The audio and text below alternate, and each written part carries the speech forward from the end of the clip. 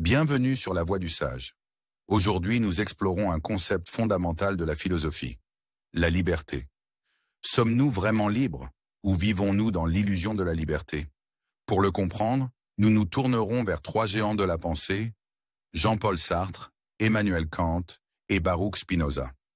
Jean-Paul Sartre, figure majeure de l'existentialisme, affirme que l'existence précède l'essence. L'homme n'a pas de nature prédéfinie et doit créer sa propre essence à travers ses choix. Pour Sartre, la liberté est fondamentale. Nous avons toujours le choix, mais cela implique une immense responsabilité. Cependant, cette liberté peut devenir une source d'angoisse, car elle nous place seuls face à nos choix, sans pouvoir nous cacher derrière des excuses sociales ou culturelles.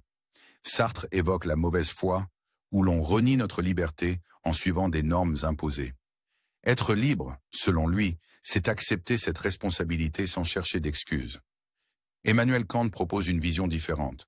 Pour lui, la vraie liberté ne réside pas dans la simple capacité de choisir, mais dans la soumission à la loi morale. La liberté est l'obéissance à la loi que l'on s'est prescrite. Selon Kant, agir selon nos désirs nous rend esclaves de nos instincts. La liberté morale, celle qui découle de la raison et du devoir, est la véritable liberté. Il distingue donc la liberté des caprices, qui est une illusion, et la liberté morale, qui nous permet de transcender nos impulsions et de choisir ce qui est juste.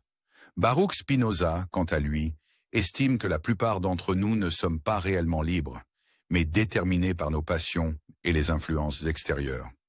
Pour lui, la liberté ne réside pas dans l'absence de contraintes, mais dans la compréhension des lois naturelles.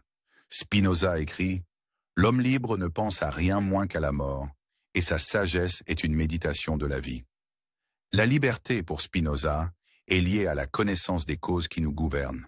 Plus nous comprenons ces causes, plus nous pouvons vivre en harmonie avec elles et atteindre une forme de liberté intérieure. En conclusion, sommes-nous vraiment libres? Sartre nous pousse à assumer la responsabilité de notre liberté absolue. Kant nous rappelle que la liberté morale est dans l'obéissance à la raison. Et Spinoza nous enseigne que la liberté réside dans la connaissance des causes qui nous déterminent. La liberté n'est pas une question d'absence de contraintes, mais de compréhension de soi et du monde. Merci de votre écoute sur la Voie du Sage. Si ce discours vous a inspiré, abonnez-vous pour explorer d'autres questions philosophiques. À bientôt.